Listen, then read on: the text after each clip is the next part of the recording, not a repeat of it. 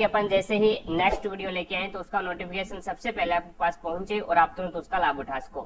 ज्यादा से ज्यादा वीडियो को लाइक करना और ज्यादा से ज्यादा शेयर करना भी अपने सभी दोस्तों के साथ में। पहला क्वेश्चन देखो भी आपके सामने है। अब इसमें आपको बोला गया है भी 5 खरीदे और 3 मुफ्त पाए की योजना में छूट प्रतिशत कितना है, ये आपको बताना है। अब छूट किसके ऊपर दी जाती है भी? अंकित मूल्य के ऊपर दी जाती है। अब मैंने माना भी प्रत्येक वस्तु का अंकित मूल्य है वो 10 रुपए है। प्रत्येक वस्तु का अंकित मूल्य मैंने कितना मान लिया? 10 रुपए मान लिया। कितना भी मान सकते हैं आप, आंसर सेम आएगा। 10 रुपए मान लिया। अब 5 खरीदने के ऊपर 3 मुफ्त पाएंगे। अब इसका मतलब क्या हो गया? तो उसका टोटल का अंकित मूल्य कितना हो गया? तो टोटल अंकित मूल्य वो 80 हो गया। भाई 5 तो खरीद रहा है वो और 3 उसको मुफ्त मिल रही है, तो कहने का मतलब टोटल वस्तुएं वो 8 हो गई और प्रत्येक का 10 रुपए अंकित मूल्य है। तो यहाँ पे अंकित मूल्य कितना आ गया? 80 रुपए आ गया। अब 80 रुपए इसका अंकित मूल्य आ गया और 3 मुफ्त पाए, तो इसका मतलब क्या है? 3 मुफ्त मिलेगी। तो यहाँ पे 30 एक वस्तु का अंकित मूल्य 10 रुपए है, तो यहाँ पे कहने का मतलब 30 रुपए की छूट दे दी उसने। 30 रुपए की छूट दी है, कितने के ऊपर दी है? 80 के ऊपर दी है इंटू 100। तो यहाँ पे 1 0 से 1 0 कैंसिल करो। 300 के अंदर है वो 8 का भाग लगा दो, तो ये हो जाएगा 8 या 24, बच गया कितना? 6 60 और 8 7 56, लगभग 37 पॉइंट कुछ आएगा। तो ये ऑप्शन ही एक आपके पास है 37.5 का, तो 1 नंबर ऑप्शन बिल्कुल राइट हो जाएगा इसमें। आगे देखो भी नेक्स्ट आपके सामने है 2 नंबर क्वेश्चन। निम्नलिखित में से कौन सा एक जीवाणु जनित रोग नहीं है? जीवाणु जनित रोग नहीं है तो वो आपका हो जाएगा एड्स। एड्स है वो आपका विषाणु जनित रोग है।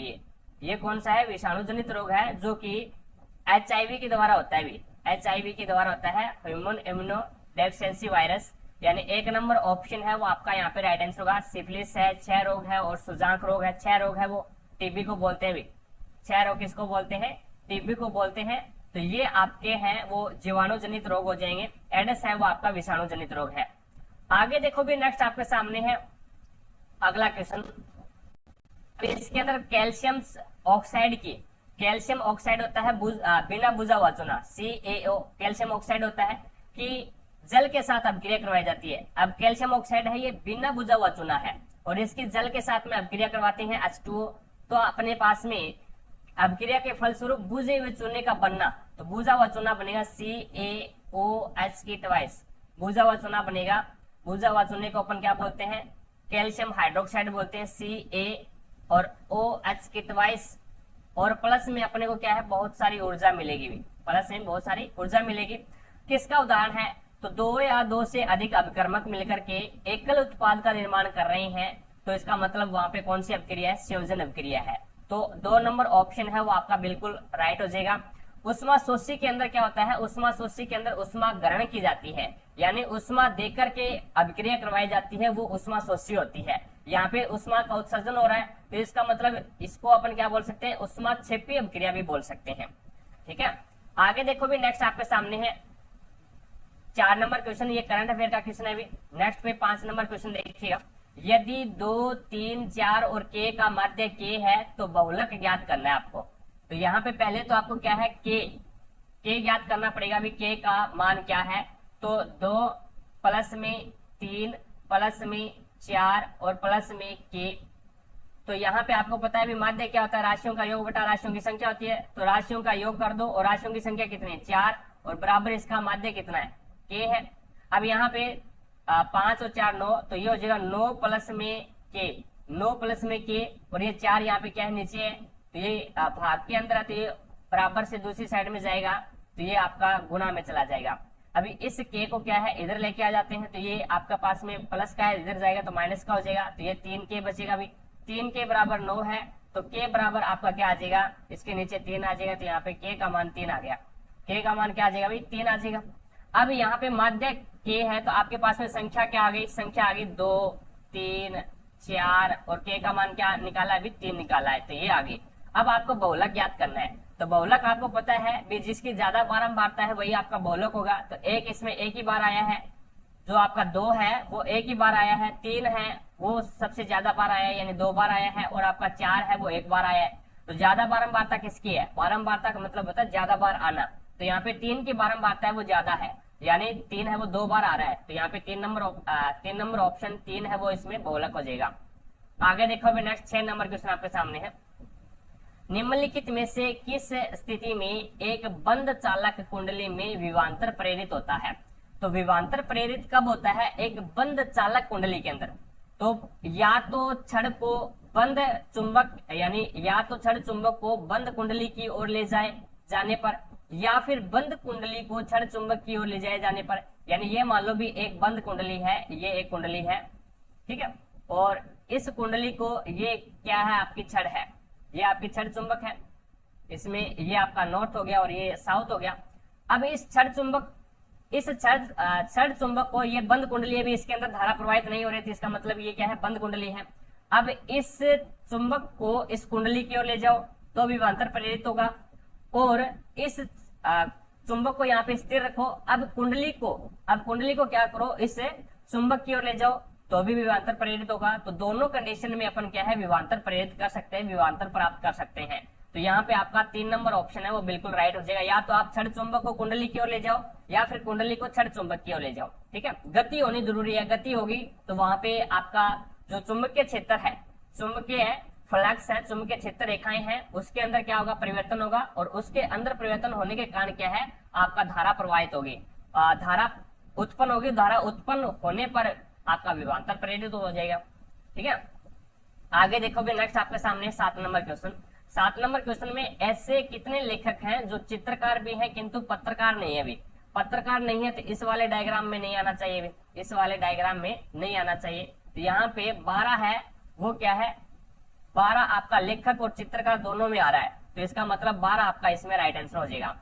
आगे देखो भी नेक्स्ट आपके सामने है अगला क्वेश्चन, 8 नंबर क्वेश्चन। भारतीय संविधान के किस भाग में मूल अधिकारों का वर्णन किया गया है? तो वो भाग 3 के अंदर मूल अधिकारों का वर्णन किया गया है। भाग 3 के अंदर मूल अधिकार आ गए आपके, और कौन से आर्टिकल से लेकर के कौन से आर्टिकल तक है? तो ये आर्टिकल 12 से लेकर के 35 तक है भी मूल अधिकार, ठीक है। और उसके बाद में भाग 4 आ जाता है, उसमें आपका नीति निर्देशक तत्व है। भाग 4 ये है, तो नीति निर्देशक तत्व है 36 से लेकर के 51 तक। और फिर 4A आ जाता है आपका, 4A आ जाता है, तो उसमें आपके क्या है? मौलिक कर्तव्य आ जाते हैं, मौलिक कर्तव्य आ जाते हैं, और इसमें आपका 51A आ जाता है, ठीक है। आगे चलता हूं, नेक्स्ट देखिएगा अगला क्वेश्चन है आपके सामने 9 नंबर क्वेश्चन। गैल्वेनोमीटर परिपथ में संयोजित होने पर की उपस्थिति का सूचक करता है। तो गैल्वेनोमीटर अगर परिपथ के अंदर लगाया हुआ है तो वो धारा की कंडीशन को बता देगा, भी धारा की उपस्थिति को बता देगा, भी धारा आ रही है या फिर धारा किस साइड से आ रही है, कितनी आ रही है। ये गैल्वेनोमीटर का कार्य होता है। अगर तार के बीच में गैल्वेनोमीटर लगाया हुआ है तो संयोजित किया हुआ है, तो वो धारा की उपस्थिति का सूचन करेगा, धारा की उपस्थिति को बताएगा, ठीक है।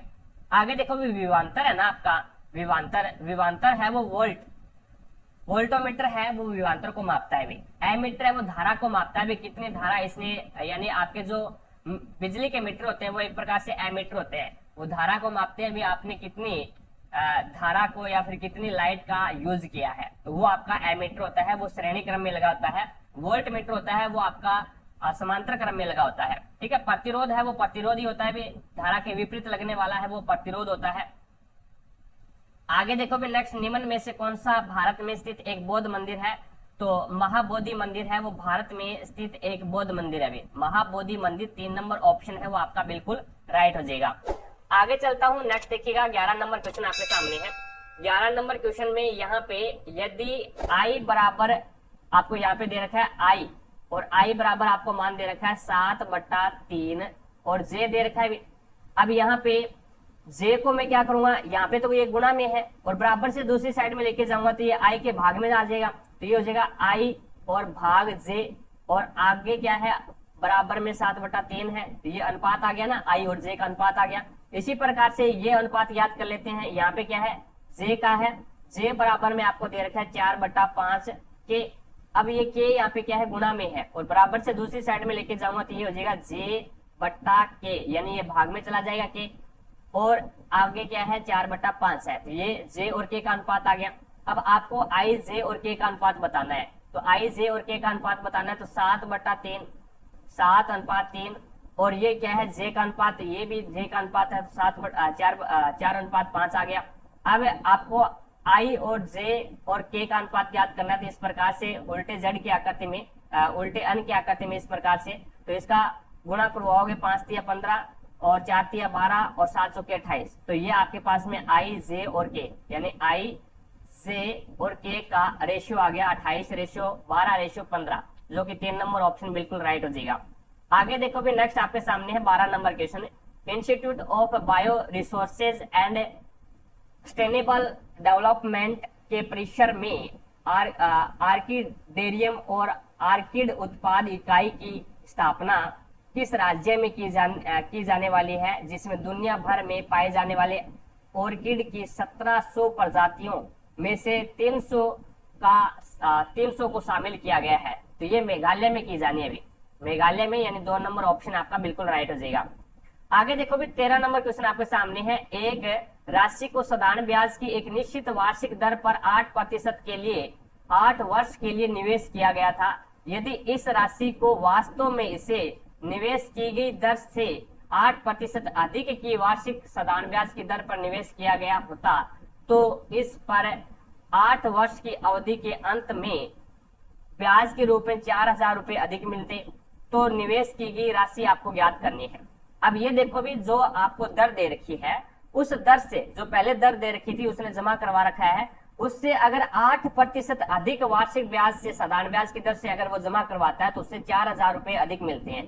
तो इसका मतलब क्या हुआ, अभी 8% दर का कितना ब्याज आ रहा है, 4000 रुपए ब्याज आ रहा है। तो यहाँ पे अपन राशि ज्ञात कर सकते हैं, कोई दिक्कत नहीं है। ये आपका क्या हो गया, ब्याज हो गया, और ये आप इनको 100 लगाओगे, कोई दिक्कत नहीं है। दर आपके पास में क्या है, 8% है, क्योंकि 8% यहाँ पे देखो भी 8% अधिक होती तो 4000 रुपए अधिक मिलते थे। इसका मतलब 8% रेट का 4000 रुपए मिल रहा है, और इंटू यहाँ पे वर्ष कितना है तो 8 है, 8 वर्ष है तो 8 लगा दिया, और बराबर में ये आपके क्या है, प्रिंसिपल यानी मूलधन का है।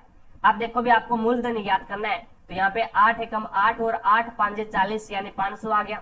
इसी प्रकार से इसको काटोगे, 4 दुए 8 और 25 चौका 100, ये कट गया। अब 2 से काट तो 2 एकम 2 और 25 दुए 50, तो ये 250 आ गया अभी। तो ये 25 से 625 हो जाते हैं, और एक जीरो और है, तो यहाँ पे 6550 रुपए आपका क्या आ गया, इसमें मूलधन आ गया। 2 नंबर ऑप्शन बिल्कुल राइट हो जाएगा।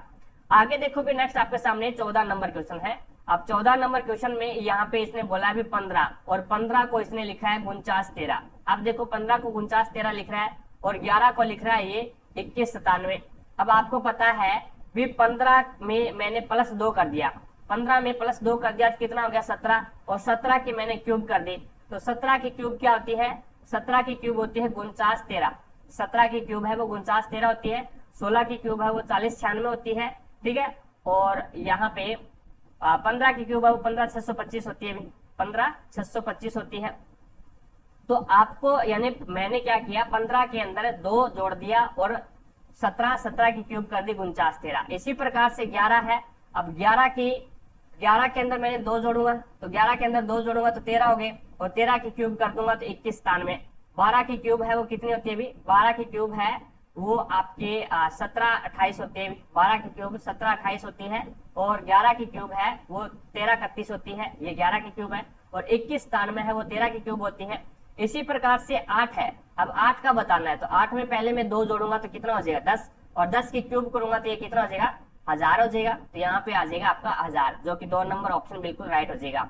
आगे देखो भी नेक्स्ट, उल्टा और बड़ा प्रतिबिंब प्राप्त करने के लिए वस्तु को पर रखा जाना चाहिए। अब देखो भी, अब बड़ा प्रतिबिंब कहाँ पे प्राप्त होता है, और वो भी उल्टा प्राप्त होना चाहिए। उल्टा को अपन क्या बोल सकते हैं, वास्तविक। उल्टा प्रतिबिंब होता है वो वास्तविक प्रतिबिंब होता है। तो वास्तविक प्रतिबिंब और क्या होना चाहिए, उल्टा होना चाहिए और बड़ा होना चाहिए। तो कौन से दर्पण से संभव हो पाएगा ये, तो ये आपका अवतल दर्पण से ही संभव हो पाएगा। अब यहाँ पे उत्तल दर्पण से छोटा प्रतिबिंब बनता है, और उत्तल दर्पण हमेशा और हमेशा कैसा प्रतिबिंब बनाता है, आभासी प्रतिबिंब बनाता है, और आभासी को अपन बोलते हैं सीधा। तो उत्तल तो हो ही नहीं सकता, उत्तल तो कोई हो ही नहीं सकता, यानी उत्तल के अंदर 2 ही कंडीशन होती है, और दोनों कंडीशनों के अंदर आभासी और सीधा प्रतिबिंब बनाएगा। आपको तो बड़ा चाहिए और वास्तविक चाहिए, उल्टा चाहिए। तो यहाँ पे देखो अवतल दर्पण से पहली कंडीशन है, अवतल दर्पण, अगर वस्तु को अवतल दर्पण में वस्तु को अनंत पे रखा जाता है तो प्रतिबिंब है वो फोकस के ऊपर बनेगा, और कैसा बनेगा, वस्तु से छोटा बनेगा। तो ये कंडीशन तो हो ही नहीं सकती। भी आपको तो बड़ा चाहिए तो यहाँ पे कंडीशन ही आपके पास में ऑप्शन ही एक बचा है भी अवतल दर्पण। देखो मैं आपको बता देता हूँ भी अवतल दर्पण के अंदर जब वस्तु को अनंत के ऊपर रखा जाता है तो आपका दर्पण है, जो आपका प्रतिबिंब है वो फोकस के ऊपर बनेगा, वस्तु से छोटा बनेगा। दूसरी कंडीशन आती है जब वस्तु को अवतल दर्पण के अनंत और वक्रता केंद्र के बीच में रखा जाता है तो आपका प्रतिबिंब है वो फोकस और वक्रता केंद्र के बीच में बनेगा और वस्तु से छोटा बनेगा। जब वस्तु को वक्रता केंद्र के ऊपर रखा जाता है तो प्रतिबिंब वक्रता केंद्र के ऊपर ही बनेगा और वस्तु के समान बनेगा। अब यहाँ पे बारी आती है वस्तु से बड़ा बनाने की, वस्तु से बड़ा प्रतिबिंब बनाने की। तो वस्तु को वक्रता केंद्र और फोकस के बीच में रखना होगा, तब वस्तु का प्रतिबिंब है वो बड़ा बनेगा और कहाँ पे बनेगा, आपका वक्रता केंद्र से परे बनेगा। अगर वस्तु को वक्रता केंद्र अगर वस्तु को वस्तु को फोकस के ऊपर रखा जाता है तो आपका प्रतिबिंब है वो अनंत पे बनेगा और बड़ा बनेगा। और वस्तु को जब फोकस और ध्रुव के बीच में रखा जाता है तो आपका जो प्रतिबिंब बनता है वो आभासी बनता है और ये दर्पण के पीछे बनता है और बड़ा बनता है। ठीक है, तो यहाँ पे आपका 2 नंबर ऑप्शन बिल्कुल राइट हो जाएगा। भाई आगे देखो भी नेक्स्ट आपके सामने है अगला क्वेश्चन। अब 16 नंबर क्वेश्चन में आपको स्टेटमेंट दे रखा है भी कुछ अंडे हैं वो गेहूं है, कुछ जो आपके ए से अंडे हो जाएगा भी, और कुछ अंडे हैं वो जी से गेहूं हो जाएगा, कोई दिक्कत नहीं है। और कुछ फल है वो अमरूद है, कुछ जो आपके फल है वो क्या है, ए एम से अमरूद बन जाएगा भाई, कुछ फल आपके अमरूद है। और सभी अमरूद है वो क्या है, नींबू है, सारे के सारे जो अमरूद है वो एन से नींबू में आ रहे हैं भाई। अब देखो निष्कर्ष क्या है, तो कुछ फल गेहूं है क्या, बिल्कुल गलत, कुछ फल है वो गेहूं नहीं है। अगला देखो भी कुछ नींबू फल है क्या, तो कुछ आपके जो नींबू है वो फल वाले डायग्राम को काट रहे हैं क्या, बिल्कुल काट रहे हैं भी, यानी फल वाला एफ से फल है और ये नींबू वाला डायग्राम है वो काट रहा है। और कुछ अंडे अमरूद है क्या, कुछ जो आपके ए से अंडे हैं वो अमरूद है क्या, ए एम वाले में जा रहे हैं क्या, नहीं जा रहे। तो यहाँ पे ओनली फॉर सेकंड निष्कर्ष है वो आपका पालन कर रहा है, 2 नंबर ऑप्शन बिल्कुल राइट हो जाएगा। आगे देखो भी नेक्स्ट आपके सामने 17 नंबर क्वेश्चन। अब इसके अंदर है वो आपको श्रृंखला में बताना है भी क्या आएगा। तो यहाँ पे देखो भी एम एन ओ, फिर एम एन और फिर उसके बाद में यहाँ पे आया है एम एन और फिर पी आ गया। अब देखो भी यहाँ पे एक इसमें लॉजिक ये लगेगा भी एम एन ओ पी, अब इसी की पुनरावृत्ति हो रही है भी, ये एक ग्रुप बन गया इसमें एम एन ओ पी। अब देखो भी एम एन ओ और यहाँ पे पी आ जाए, फिर एम एन ओ और यहाँ पे पी आ जाए, फिर एम एन और यहाँ पे ओ आ जाए और पी, फिर एम और फिर एन और ओ पी। तो इसका एक ग्रुप बन गया, एम एन ओ पी की क्या है, पुनरावृत्ति हो रही है। तो यहाँ पे आ जाएगा पी, फिर आएगा ओ, फिर आएगा पी, फिर आएगा ओ, फिर आएगा एम और फिर आएगा एन। तो आपका राइट आंसर होगा 2 नंबर ऑप्शन। आगे देखो भी नेक्स्ट आपके सामने है 18 नंबर क्वेश्चन। 18 नंबर क्वेश्चन में आपको बोला गया है भी किसी चुंबक को, कोई भी चुंबक है उस चुंबक को गैल्वेनोमीटर से संयोजित कुंडली के अंदर गति कराए जाने पर कुंडली में धारा प्रेरित होती है। प्रेरित धारा इनमें से किस कारक पर निर्भर नहीं करती है, ये आपको बताना है। किस कारक के ऊपर निर्भर नहीं करती है आपको बताना है। तो यहाँ पे देखो भी गैल्वेनोमीटर है, एक कुंडली से संयोजित है। अब गैल्वेनोमीटर क्या बताएगा भी, कुंडली के अंदर धारा उत्पन्न हो रही है, यही बताएगा भी। गैल्वेनोमीटर क्या करेगा भी, कुंडली के अंदर अगर धारा उत्पन्न हो रही है तो वो धारा, उसकी सुई है वो बता देगी भी धारा उत्पन्न हो रही है।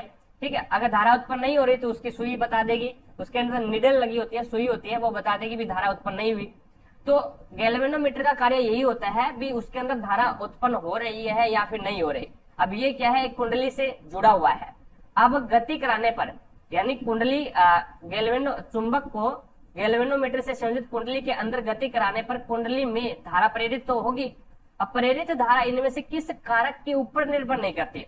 अब चुंबक की ध्रुवण सामर्थ्य के ऊपर, ध्रुव सामर्थ्य का मतलब होता है चुंबक का एन ध्रुव, यानी 2 ही ध्रुव होते हैं आपका, एक तो नॉर्थ होता है एक साउथ होता है। अब जो कुंडली है वो, उसमें जो उत्पन्न धारा है वो आपकी है वो नॉर्थ और साउथ चुंबक के ध्रुवों के ऊपर निर्भर करती है। बिल्कुल सही बात है अभी, अगर नॉर्थ आता है तो और साउथ आता है तो कुंडली है, कुंडली के अंदर जो धारा है वो आपके ध्रुवण सामर्थ्य के ऊपर निर्भर करती है, यानी नॉर्थ और साउथ आपके ध्रुव के ऊपर निर्भर करती है। बिल्कुल सही बात है।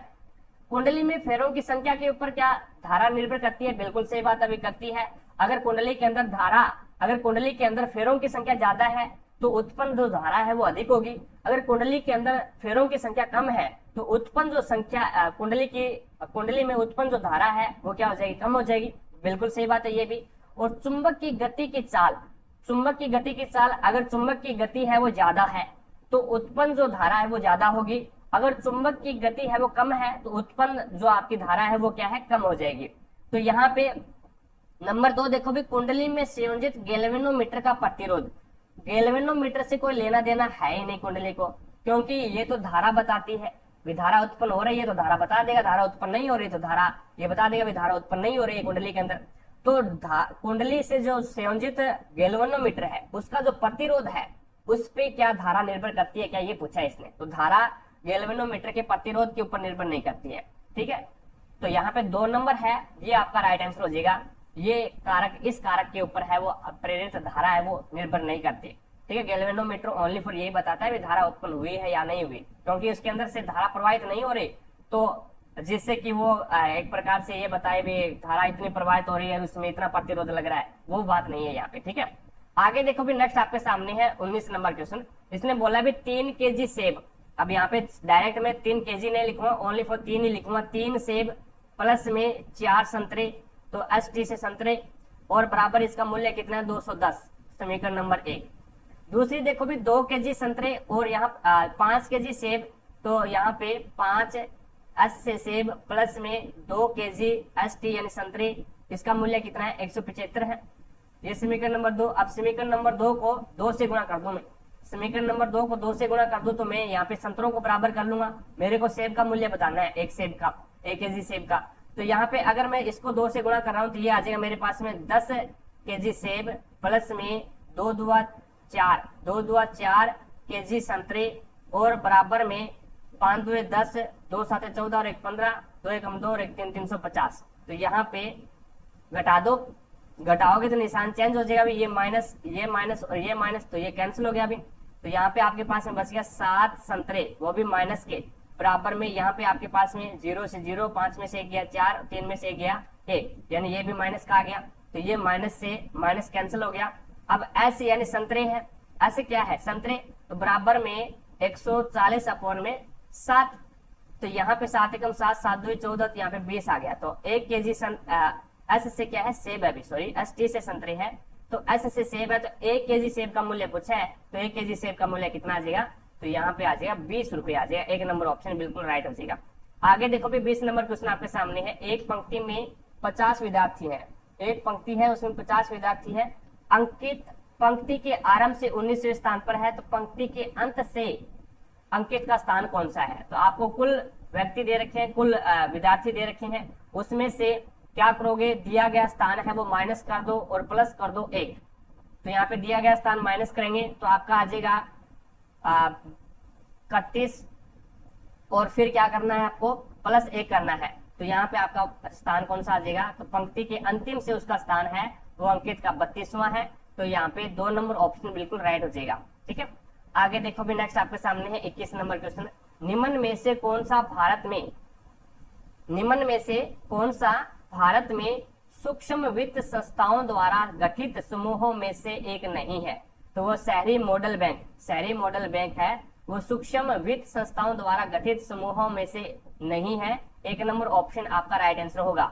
स्वयं सहायता समूह है ये होगा, संयुक्त देयता समूह होगा, और ग्रामीण मॉडल बैंक ये भी हो जाएगा। सूक्ष्म वित्त संस्थाओं द्वारा गठित समूह है, लेकिन शहरी मॉडल बैंक है वो ये नहीं हो सकता।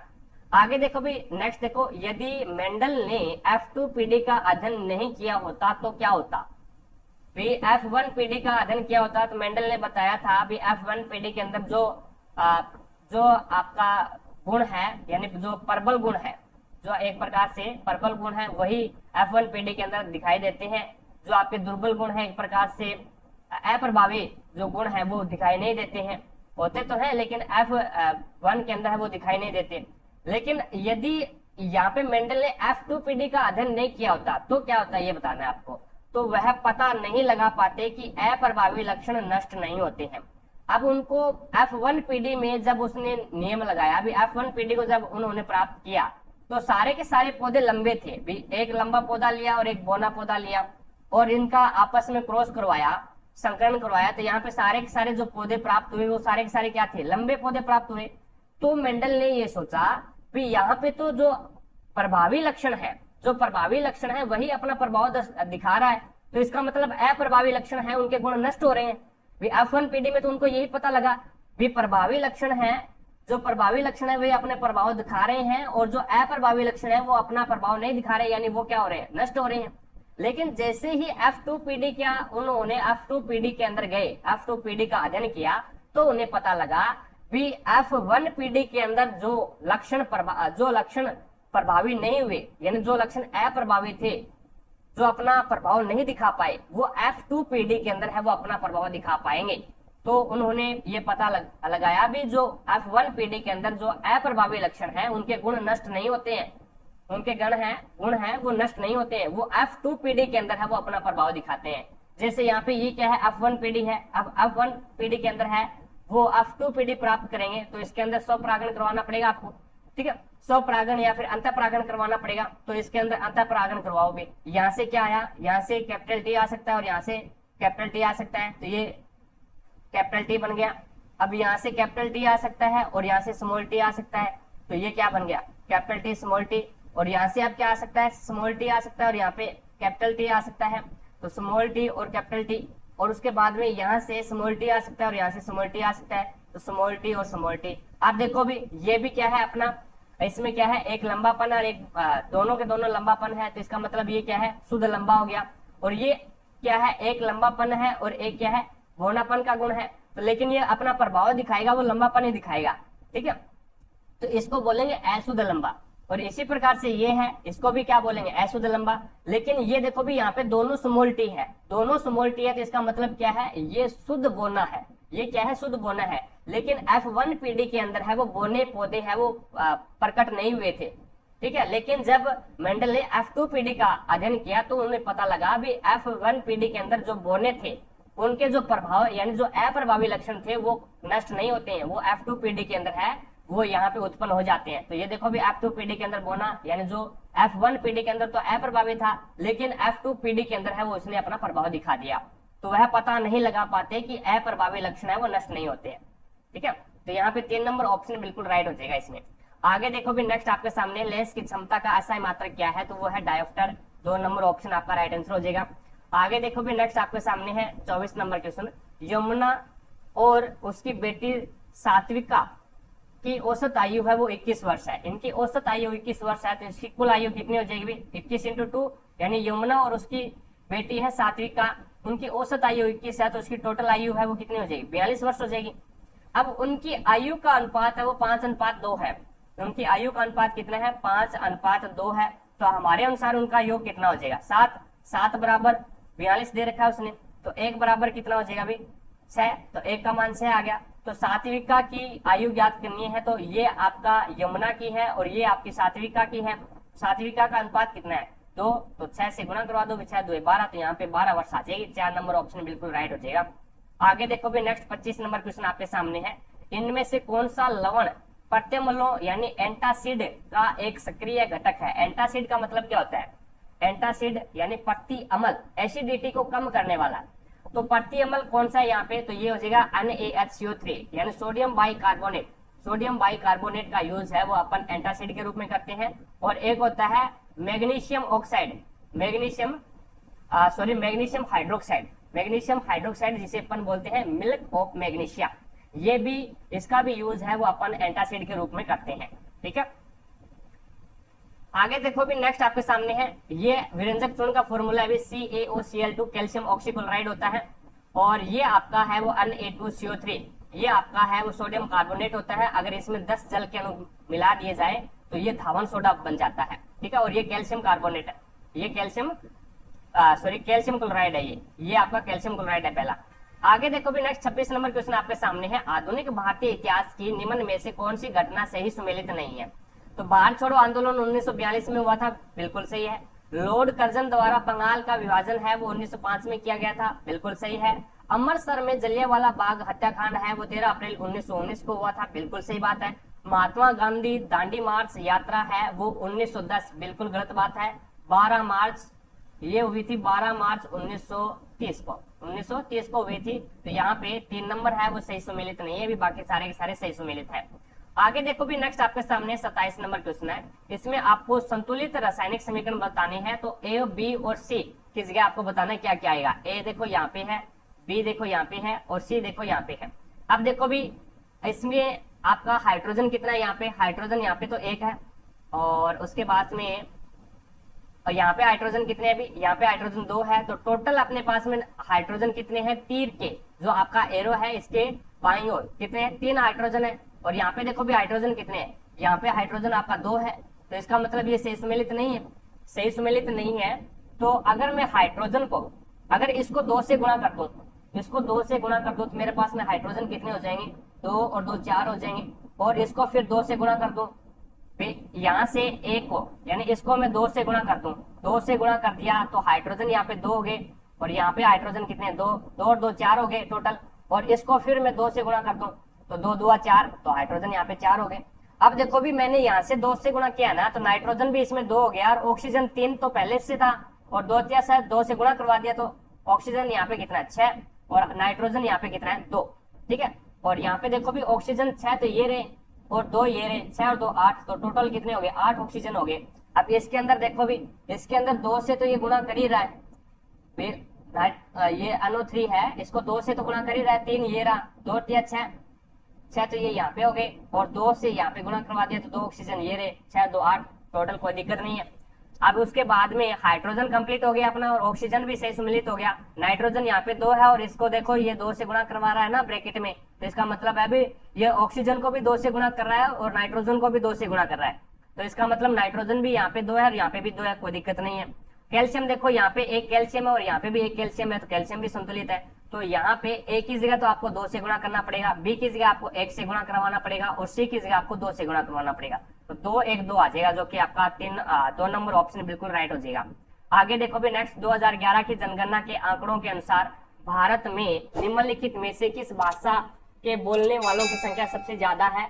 तो यहाँ पे बांग्ला भाषा बोली जाती है। 2011 के अकॉर्डिंग अगर अपन देखें तो सबसे ज्यादा भाषा बोलने वालों की संख्या है वो बांग्ला भाषा बोलने वालों की संख्या है। आगे देखो भी 29 नंबर क्वेश्चन है, 1955 में करवे समिति का गठन किया गया था। याद रखने ना, बहुत बार क्वेश्चन आया हुआ है। 1955 में करवे समिति का गठन किया गया था, और एक विशेष समिति है ये, और इस समिति के द्वारा किसकी अनुशंसा की गई थी। तो ग्रामीण विकास के जो उद्योग है, ग्रामीण विकास के उद्देश्य से जो उद्योग लगाए गए हैं उन उद्योगों को बढ़ावा देना। तो 4 नंबर ऑप्शन बिल्कुल राइट हो जाएगा।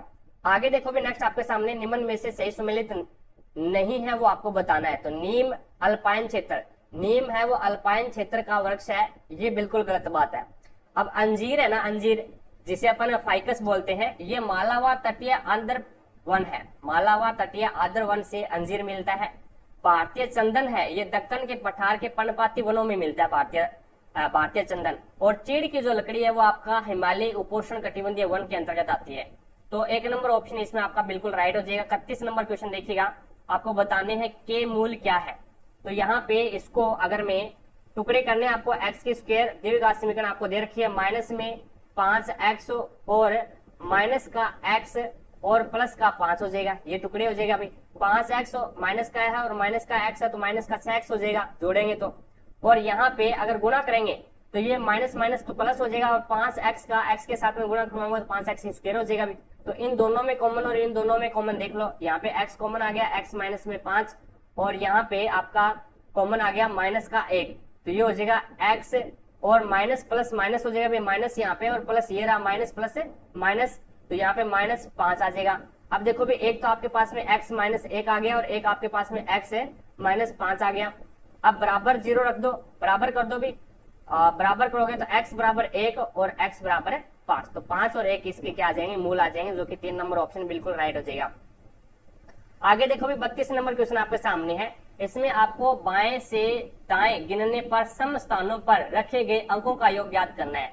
तो सम स्थानों पर रखे गए अंकों का योग ज्ञात करना है। तो ये 1 नंबर है, ये 2 नंबर है, ये 3 नंबर है, ये 4 नंबर इस प्रकार से है। तो मैं यहाँ पे लिख लेता हूँ 47 98 12 356 है।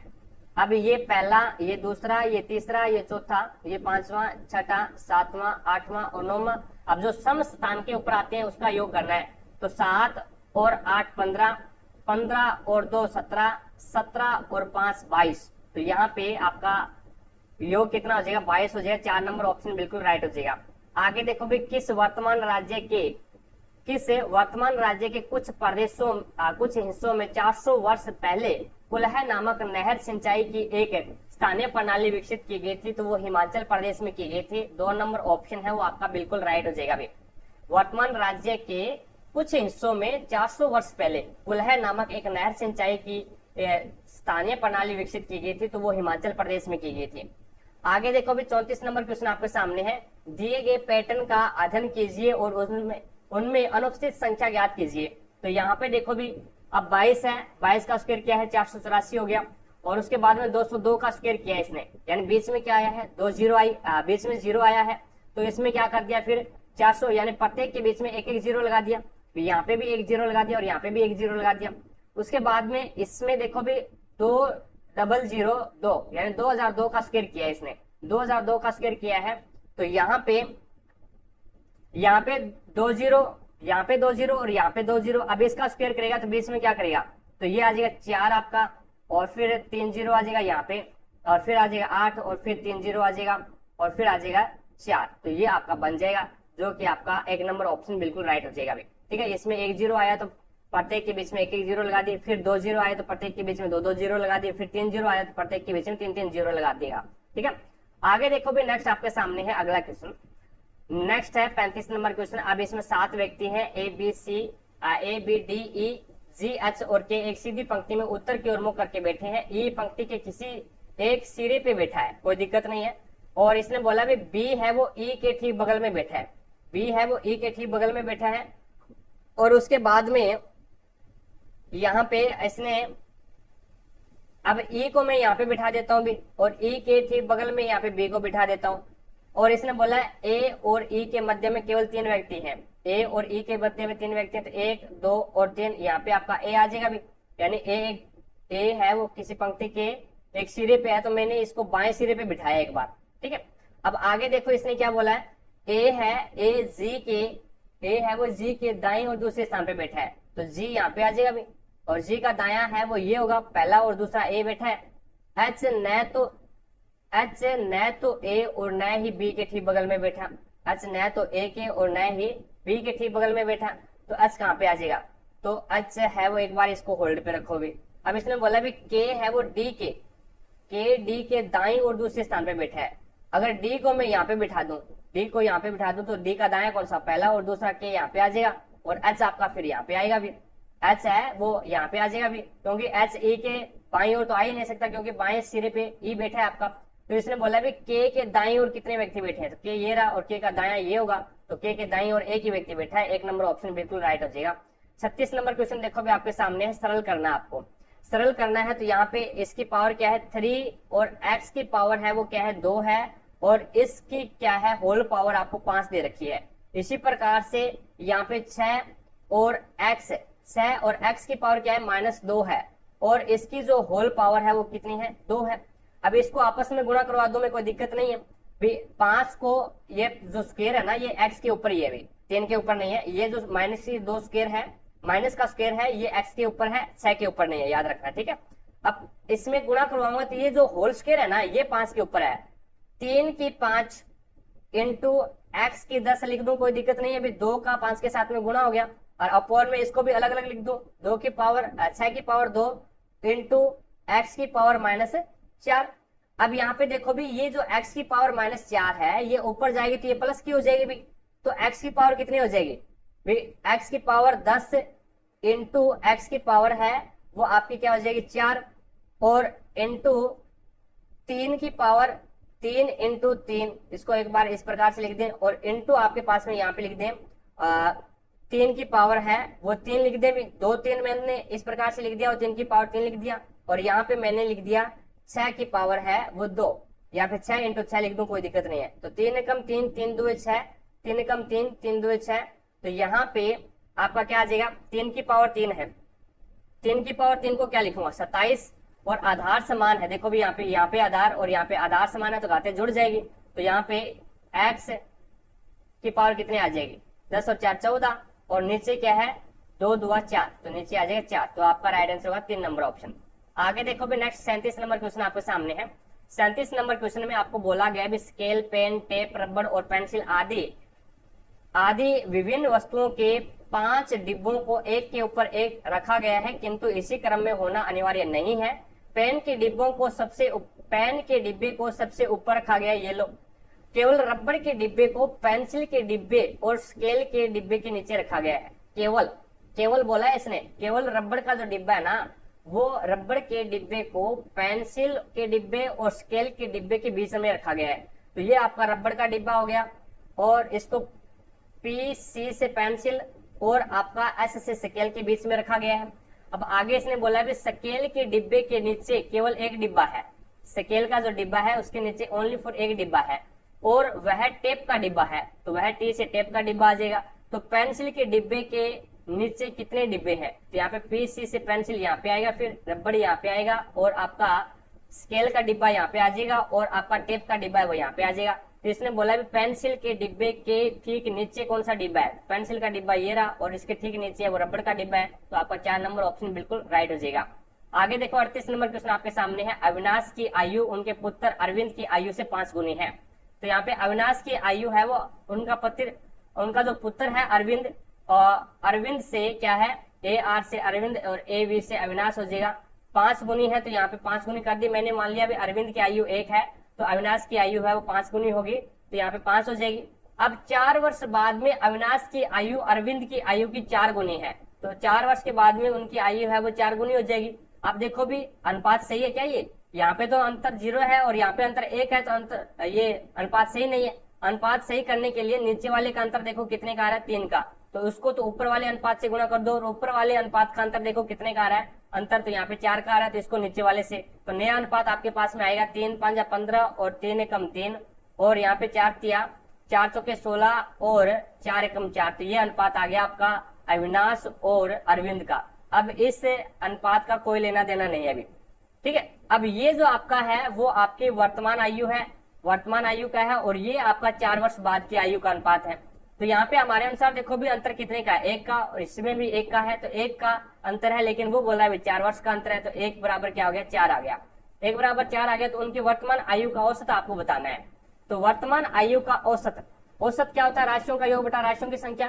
तो यहाँ पे अगर मैं मानू 15, तो ये है 15 इनकी आयु है और 3 इनकी आयु है, तो हमारे अनुसार इसका औसत कितना हो गया, 15 और 3 18, और 18 में 2 का भाग देंगे तो 9 आएगा हमारे अनुसार, तो इसका 9 औसत है। और 1 का मान कितना है 4 है, तो 9 को 4 से गुणा करवा दो, 9 चौका 36, तो यहाँ पे आपका राइट आंसर क्या होगा 2 नंबर ऑप्शन हो जाएगा। या फिर इस प्रकार से ना करो तो आप 15 चौके 60, और अविनाश की आयु 60 वर्ष आ गई, और 4 तिये 12, और 12 वर्ष है वो अरविंद की आयु आ गई, दोनों को जोड़ दो और 2 का भाग लगा दो भी, ये इसका औसत आ जाएगा। तो ये बनता है 72, और ये बनता है 72, और 72 में 2 का भाग लगाओगे तो 36 आ जाएगा। 2 नंबर ऑप्शन बिल्कुल राइट हो जाएगा। आगे देखो भाई नेक्स्ट 39 नंबर क्वेश्चन आपके सामने है। अब इसमें आपको बोला गया है दी गई आकृति में त्रिभुज एबीसी त्रिभुज एडीई के समरूप है, यानी जो आपका एबीसी जो त्रिभुज है वो क्या है समरूप है, वो क्या है समरूप है, कौन से त्रिभुज के, तो ये हो जाएगा एडीई के समरूप है।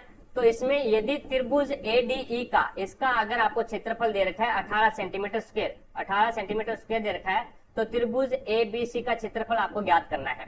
अब आपको मैंने बहुत बार बताया भी समरूप त्रिभुजों की संगत भुजाओं के अनुपात के वर्ग के बराबर है वो उनका क्षेत्रफल होता है। जैसे ये त्रिभुज एबीसी और ये त्रिभुज है एडीई।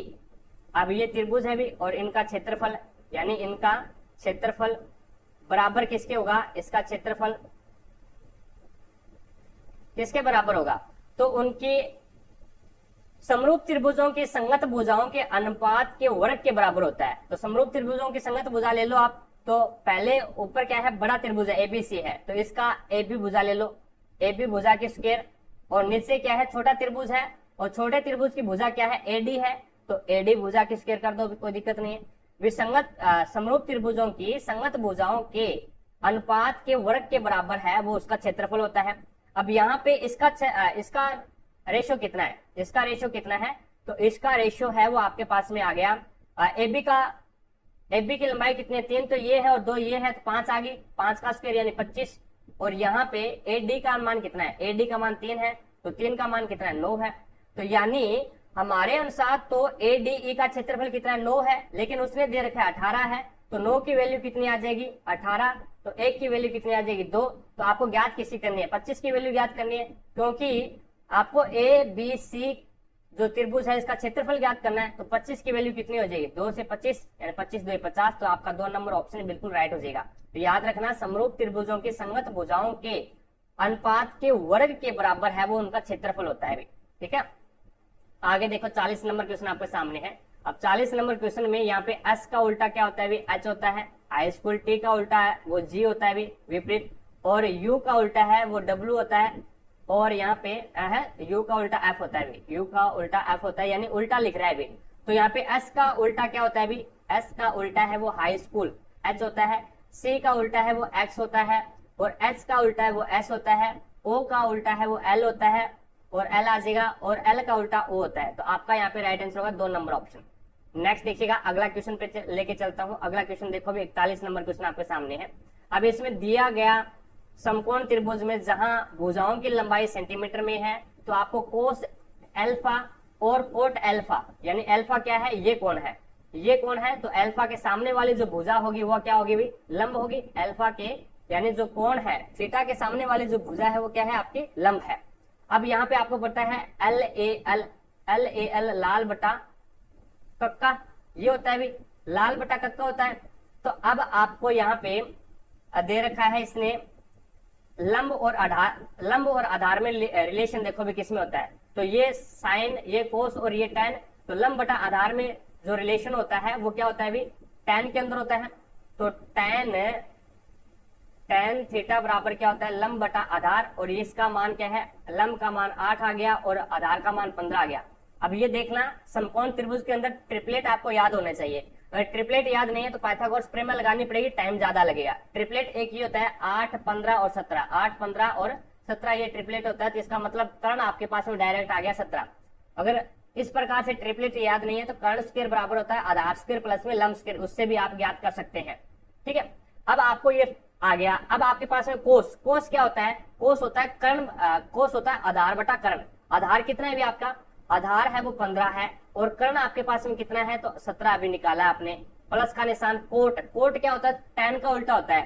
टैन क्या है, लंब बटा आधार है, तो वो हो जाएगा आधार बटा लंब, आधार बटा लंब। आधार कितना है अभी 15, और यहाँ पे लंब कितना है 8 है। तो अब इसका एल्शियम ले लो भी, 17 और 8 का एल्शियम कितना आ जाएगा, तो 8 7 56, 3 8 एकम 8, 8 7 56 बच गया 5, और 8 एकम 8 और 5 13 यानी 136। अब 17 का 136 से भाग दूंगा तो 8 बार, और 15 8 120, तो 120 आ जाएगा।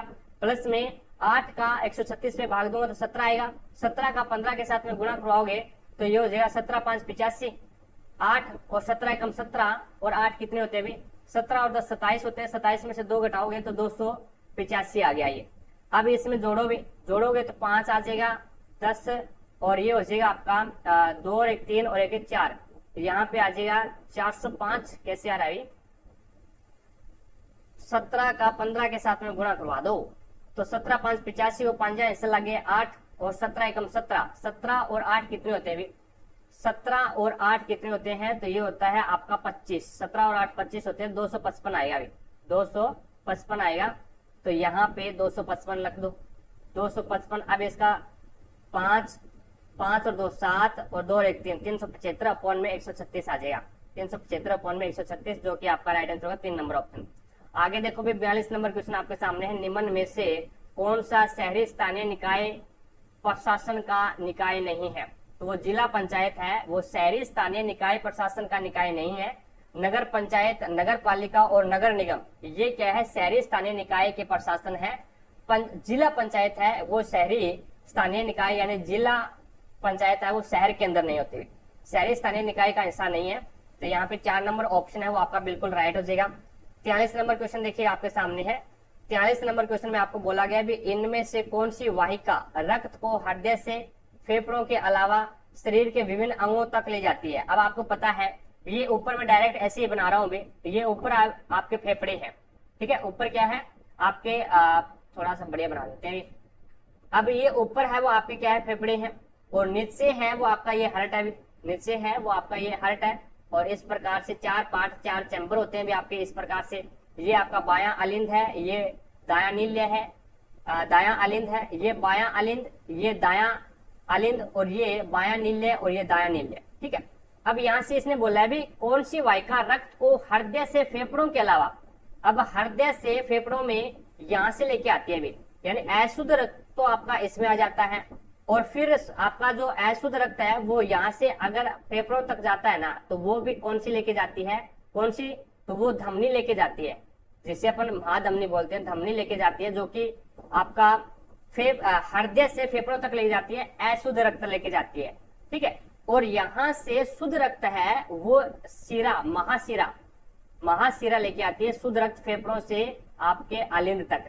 तो ये अपवाद होते हैं भी जो आपको पूछे जाते हैं क्वेश्चन। तो अशुद्ध रक्त है वो धमनी लेके जाती है, कहां से, दाएं नील्य से फेफड़ों तक लेके जाती है, और शुद्ध रक्त है वो फेफड़ों से और बाएं अलिंद तक लेके आती है, वो आपकी शिरा लेके आती है, शिरा। अब इसने बोला है इसके अलावा शरीर के विभिन्न अंगों तक कौन सी लेके जाती है, तो शरीर के विभिन्न अंगों तक है वो यहाँ पे धमनी लेके जाती है, जो कि कहां से निकलती है अभी, वो आपकी निकलती है यहां से, इससे बाएं नील्य से निकलती है, और बाएं नील्य से विभिन्न शरीर के विभिन्न हिस्सों तक लेके जाती है। वो कौन सी होती है, तो वो होती है आपकी महाधमनी होती है। ठीक है। तो ये महाधमनी यानी 1 नंबर ऑप्शन आपका राइट आंसर होगा। महाशिरा होती है, ये आपका शुद्ध रक्त लेके आती है फेफड़े से हृदय तक, फेफड़े से बाएं अलिंद तक, और बाएं नील्य से आपका धमनी निकलती है, जो कि शुद्ध रक्त है वो शरीर को पहुंचाती है, और फिर शरीर से शिरा है वो आपके यहाँ पे दाएं अलिंद में लेके आती है। फिर दाएं अलिंद में यहाँ पे त्रिवलनी कपाट लगे होते हैं, उससे क्या है आपका रक्त है वो दाएं नील्य के अंदर आता है, दाएं नील्य से फिर आपकी जो महाधमनी है वो आपका फेफड़ों तक रक्त लेके जाती है, अशुद्ध रक्त। It's okay. आगे देखो भी नेक्स्ट आपके सामने है अगला क्वेश्चन। 44 नंबर क्वेश्चन है, न्यूलैंड के अष्टक सिद्धांत के अनुसार, न्यूलैंड के अष्टक सिद्धांत के अनुसार प्रकृति में कितने तत्व मौजूद थे, तो न्यूलैंड के समय 56 तत्व मौजूद थे। पहला तत्व था वो हाइड्रोजन था, और अंतिम तत्व था वो थोरियम था भी। न्यूलैंड का अष्टक नियम है वो कैल्शियम तक लागू हो पाया था। It's okay. आगे देखो भी मेंडलीव के समय 63 तत्व ज्ञात थे भी। आगे देखो भी नेक्स्ट आपके सामने है अगला क्वेश्चन।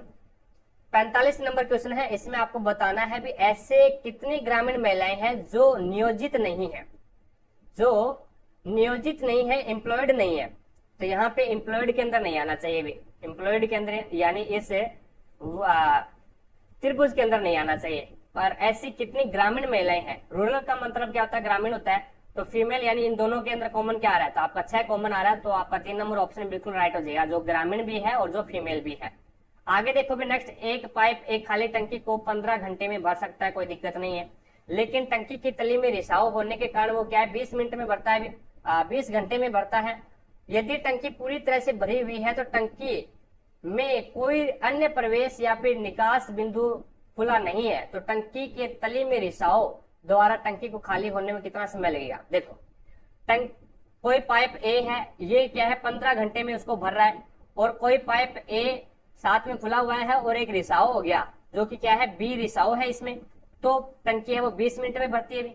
तो यहाँ पे टोटल इसका एलसीएम कितना आ गया 60, 15 चौके 60 और 20 या 60, तो इसका मतलब क्या हुआ भी ए है वो एक टंकी को ए है वो 1 मिनट में 1 घंटे के अंदर 4 लीटर पानी डाल रहा है, और ए और बी दोनों मिलकर के, इसमें बी है वो निकालने वाला है, बी है वो रिसाव है जो निकालने वाला है, फिर भी क्या है टंकी भर जाती है, तो इसका मतलब क्या है बी है वो 1 घंटे के अंदर 1 लीटर पानी बाहर निकाल रहा है, बी है वो 1 घंटे के अंदर 1 लीटर पानी बाहर निकाल रहा है, क्योंकि यहाँ पे ए की जो क्षमता है वो 4 लीटर की है 1 घंटे के अंदर, ये 4 लीटर पानी बाहर अंदर डाल रहा है, और दोनों जब रिसाव भी साथ में खुला है और आपका पाइप ए भी खुला है, तो टंकी 20 घंटे में भर जाती है। तो इसका मतलब क्या है भरने की क्षमता ज्यादा है, भी भर जाती है, तो इसका मतलब खाली करने की क्षमता है वो कम है इसमें, तो इसका मतलब हो गया बी 4 में से 3 गया तो 1 बच गया, तो 1 बच गया, तो इसका मतलब बी की जो बाहर निकालने की क्षमता है वो 1 घंटे के अंदर 1 लीटर पानी बाहर निकालने की है।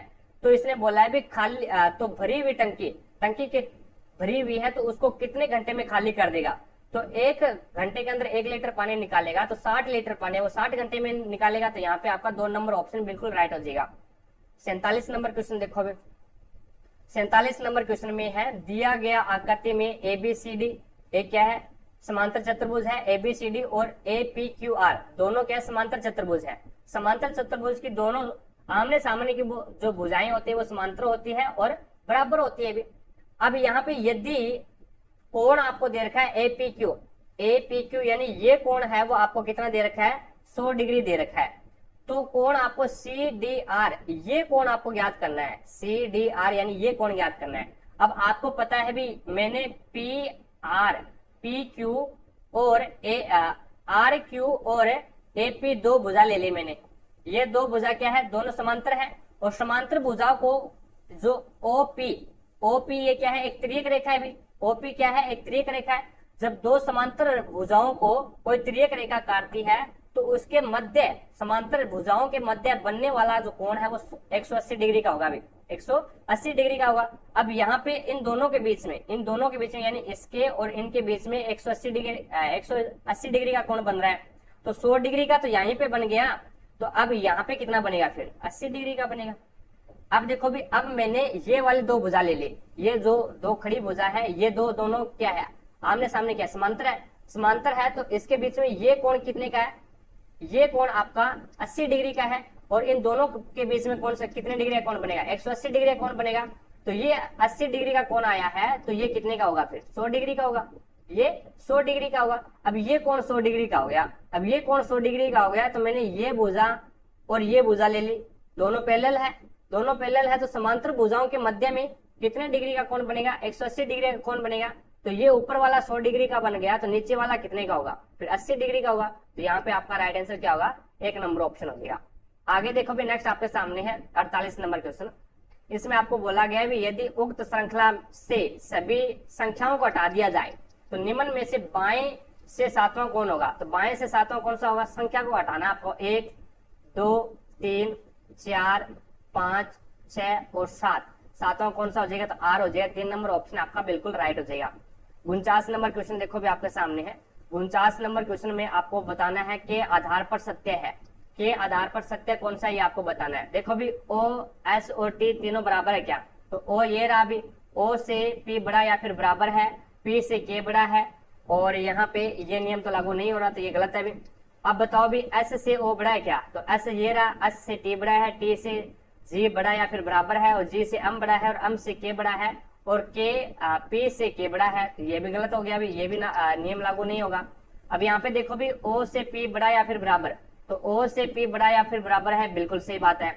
लेकिन यहाँ पे देखो P से K बड़ा है और M से K बड़ा है, तो यहाँ पे ये नियम तो लागू हो रहा है लेकिन ये आगे वाला नियम लागू नहीं हो रहा, तो ये कैंसिल हो गया। अब देखो भी, S से G बड़ा है क्या, तो S ये रहा, S से T बड़ा है और T से G बड़ा या फिर बराबर है, तो अपन बोल सकते हैं S से G बड़ा हो जाएगा। और G से M बड़ा है, G से M बड़ा है और M से K बड़ा है, तो ये नीचे वाला नियम लागू हो रहा है अभी। तो यहाँ पे 4 नंबर ऑप्शन है वो बिल्कुल सत्य है।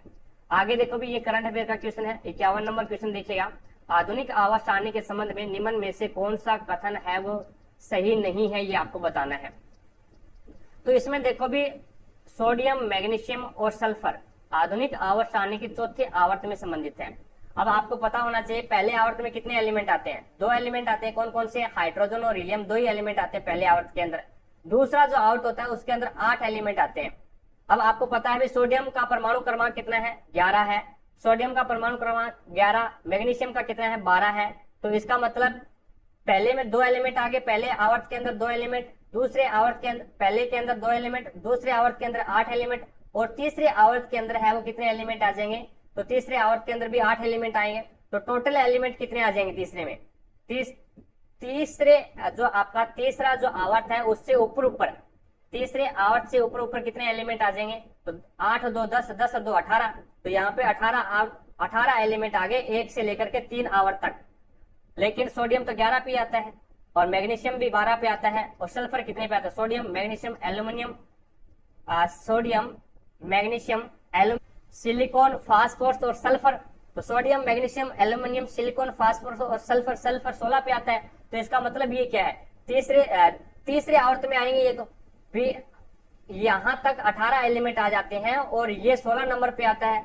तो 16 नंबर परमाणु क्रमांक इसका, तो इसका मतलब क्या है, ये तीसरे आवर्त में आएंगे। ये बोल रहा है चौथे आवर्त में आएंगे, तो ये बिल्कुल गलत बात है। इसमें 18 समूह होते हैं और 7 आवर्त होते हैं। आधुनिक आवर्त सारणी है, इसमें 18 तो समूह ग्रुप है और 7 आवर्त है, बिल्कुल सही बात है। एक ही समूह में उपस्थित तत्वों में संयोजी इलेक्ट्रॉनों की संख्या समान होती है। मैंने ये आपको बताया था। भी समूह है